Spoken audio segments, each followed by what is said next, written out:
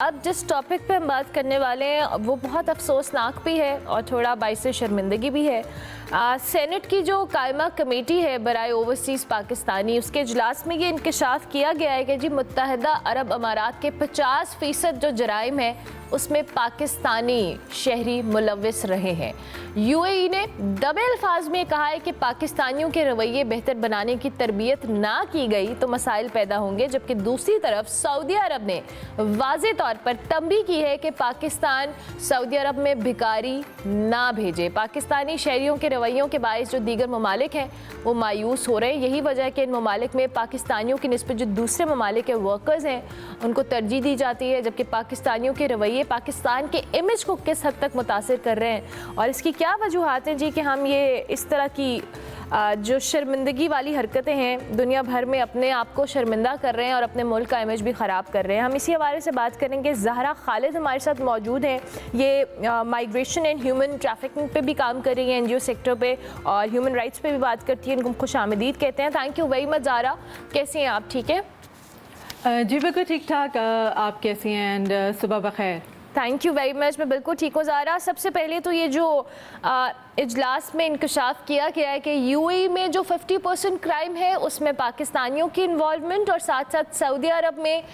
جو بیگنگ والا معاملہ ہے یہ بھی ہم نے پہلے بھی دیکھا ہے، کئی دفعہ رپورٹ ہوا ہے اور بہت سارے لوگوں کو تو ڈیپورٹ بھی کیا گیا ہے۔ اس حوالے سے کتنا افسوسناک ہے یہ؟ دیکھیں، یہ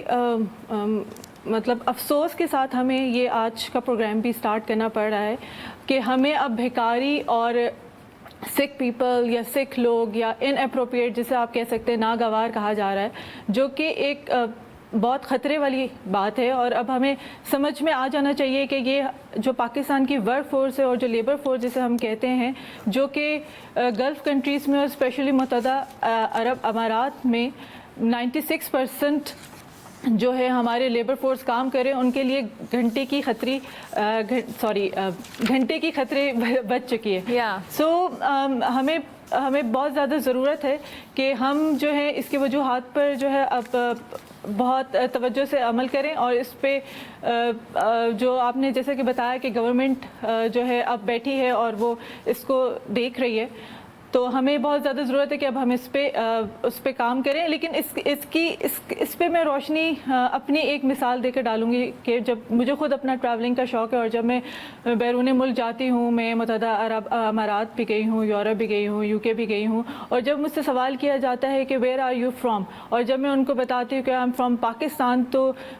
جو مجھے ایکسپریشنز دیکھنے پڑتے ہیں اور جو مجھے ان کو کنونس کرنا پڑتا ہے کہ ہم پاکستانی جو ہیں ایک ماڈریٹ لوگ ہیں اور ہم اخلاقیات بھی ہماری جو ہے وہ تہذیب کا حصہ ہے، لیکن وہ یقین نہیں کرتے۔ تو ہمیں یہ اب سوچنا پڑے گا کہ یہ جو نیگیٹو امیج ہم پاکستانیوں کا کافی عرصے سے جو ہے پیدا ہو رہا ہے، اور اب جو ایک خطرے کی گھنٹی بچ چکی ہے ہم لوگوں کے لیے، اس کی کیا وجوہات ہیں؟ اچھا زہرا، آپ نے بھی خود بات کی ہے، ٹھیک ہے، آپ ابھی خود بھی کہہ رہی ہیں کہ انٹرنیشنل یہ بڑی افسوسناک بات ہے جب ہم دنیا بھر کے اندر اس طرح کے معاملہ دیکھتے ہیں۔ When I get to travel, مجھے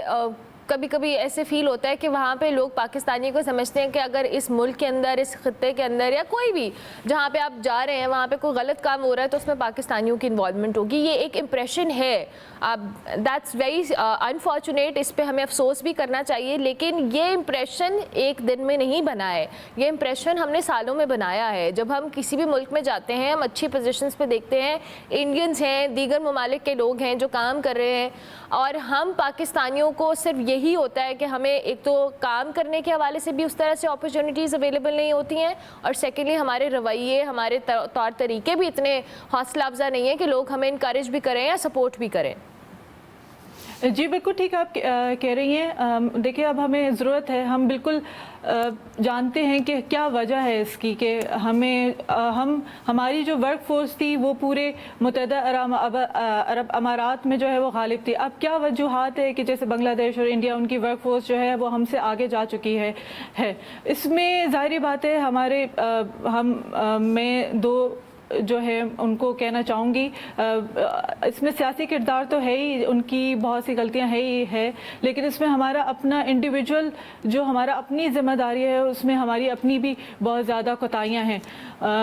پاکستان کا جو سب سے بڑا میجر ایشو ہے وہ ہے آبادی کا مسئلہ, اور وہ بہت تیزی سے بڑھ رہی ہے, اور جو یوتھ ہے وہ ہماری 64% ہے, اور جو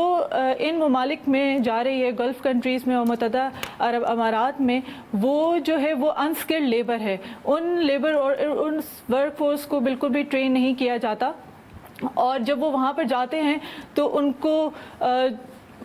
بالکل بھی نہیں پتا کہ ورک ایتھکس کیا ہوتے ہیں, ورک ایٹیٹیوڈ کیا ہوتے ہیں. ظاہر بات ہے کہ ہماری گورنمنٹ کچھ بھی نہ کرے, ہماری گورنمنٹ صرف ہماری یوتھ کو جو ہے وہ بالکل اسکلڈ کورسز اگر کرانا سٹارٹ کر دے تو ہمارا یہ بہت زیادہ مسئلہ حل ہو جائے گا. اور ہم نے ویسے بھی نوٹ کیا ہے کہ اگر ہم ٹھیک ہے,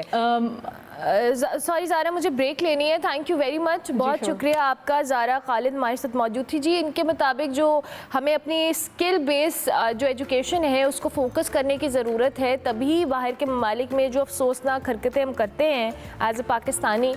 ٹرسٹ میں یہ کوئی اچھی بات نہیں ہے. آپ اپنا امیج تو خراب کرتے ہی ہیں, اور آپ کی اپرچونیٹیز تو آپ مس کرتے ہی ہیں. آپ اپنے ملک کے لیے بھی بہت بگاڑ پیدا کریں. آلریڈی ہم اتنی مشکل سے جو ٹریول کرنے والے ان کنٹریز میں آئے ہیں جنہیں لوگوں نے بالآخر اجازت دینا شروع کی ہے کہ آپ آئیں اور کام کریں. اگر آپ یہی حرکتیں یا یہی طور طریقے رہے تو وہ وقت دور نہیں ہے. انفارچونیٹلی میں بڑے افسوس کے ساتھ کہہ رہی ہوں کہ لوگ اب ہم پہ پابندیاں مزید لگانا شروع ہو جائیں گے, اور جس کی تنبیہ ہمیں سعودی عرب نے آلریڈی کر دی ہے.